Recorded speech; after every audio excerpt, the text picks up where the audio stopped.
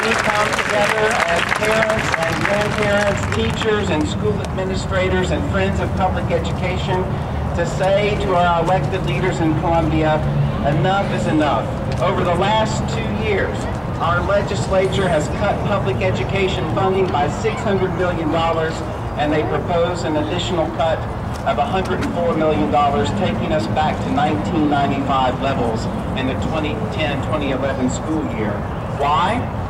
Ask many of them, and they will tell you it's because of the economy. But don't let them fool you. Yes, the economy has had an impact, but don't forget this. Some of the loss of funding for education came because of clear choices made by our elected leaders.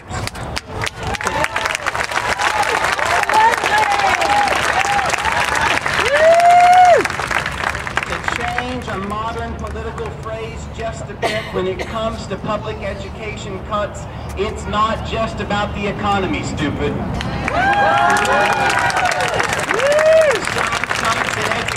Funding are the result of poor decisions made in Columbia.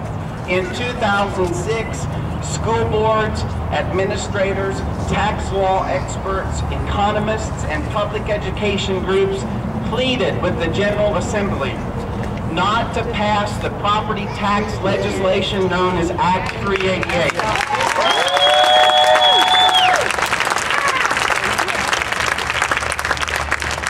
We said if you pass that act, it will lead to cutting in school funding, especially in an economic downturn, and we were right.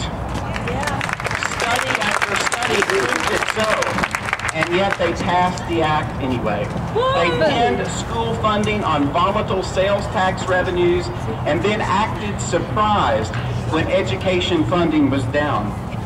What's worse, some of them don't even have the courage to allow an independent study commission to look at Act 388 and see what it has done to our state. We can't even study it.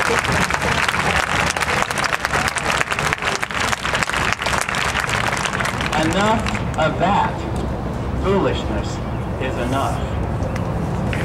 What's more, look at the state sales tax exemptions the legislature has also approved. Not only have they said to the schools, we're going to make you dependent upon the economy, they've also exempted more dollars than they've actually taken in sales tax. Here's one example. I was looking online at a Florida newspaper this week, and the headline in the Florida paper said, should sales tax on yachts be capped at $18,000? The Florida legislature is trying to decide if they should cap the sales tax on the sale of boats at $18,000. We have a cap. It's $300.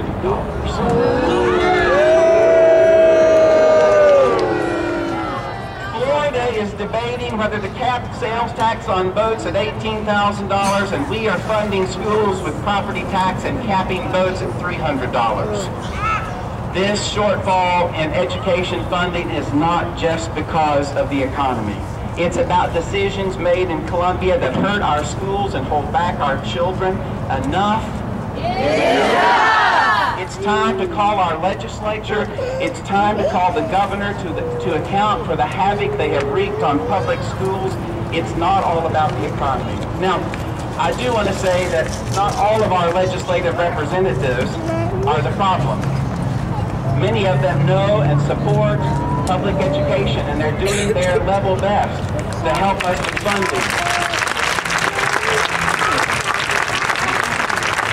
To you who work tirelessly, you drive back and forth to Columbia, you do all you can do, you beat your head against the wall, it seems like sometimes, but let me tell you, we notice you and we thank you.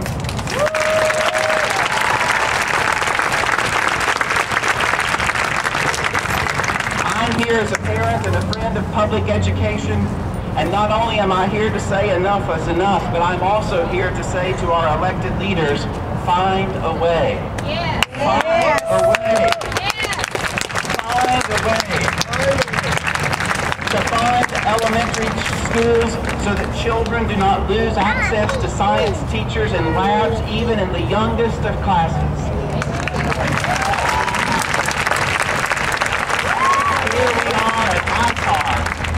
proud of ICAR in the upstate of South Carolina. We're proud to be a part of the technology community. But how can we equip our children if we cut the availability of science in the classroom? Find a way, General Assembly, to keep our labs staffed for all our children. Find a way to fund our schools so that class sizes will not have to be increased.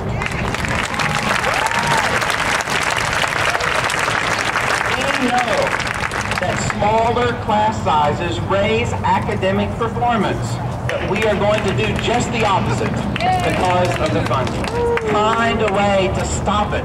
Find a way to make class sizes smaller.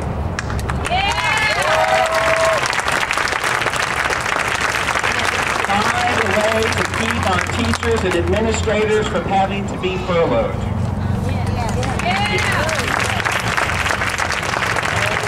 I thought some of you would like that. You who teach and lead our schools, you've had to work these past months with stress, watching every penny, watching all the spending. Many of you have contributed out of your own funds to support the classroom materials, but now you have to work in constant fear of cutbacks. Will your position be eliminated? Will your pay be cut because of forced time off? It's time to stop the furloughs. It's time to remove the constant threat of job elimination, not because of performance, but because we don't have the money. Enough is enough. Find a way, legislature and governor, to remove the threat of furloughs for our teachers and our administrators.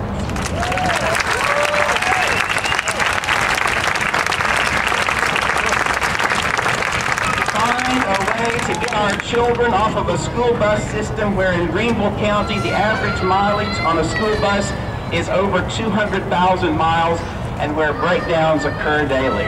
Let me tell you something. If things don't change, in August, we will have children in Greenville County riding on school buses that were put in service in 1985, going to schools that are funded at 1995 levels. Somebody needs to tell the General Assembly that it's 2010.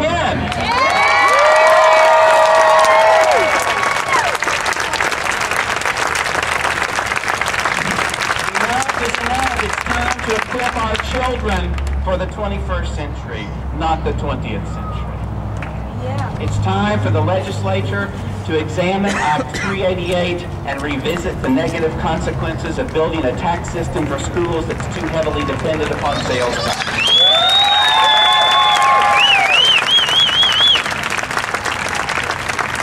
It's time for the legislature to suspend tax exemptions that benefit special interests and industries but hurt our children and youth.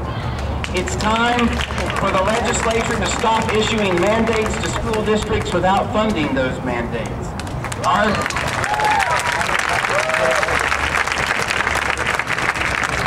Here's what I really want to say to you. Our children are worth more than a sales tax cap on boats.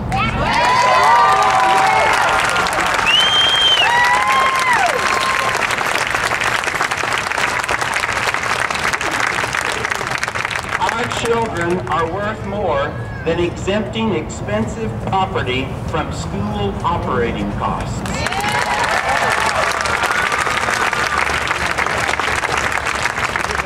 Our children are worth more than pleasing politically savvy special interest groups with sales tax exemptions for their industry.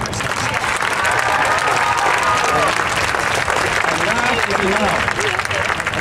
These cutbacks are not due just to the economy, but due to decisions that have been made over the years that have taken us back in time. Enough is enough. It's time for the General Assembly and the governor to find a way that for our youngest citizens, that they might receive the funding they deserve. Call your House member. Email your House member. Call your senator. Email them. Call the governor. Email the governor. Fill out your card and drop it in today. Don't let today be the end, but let it be the beginning. Let us go forth from this place and say, with every breath that's within us, enough is enough. Enough is enough. Enough.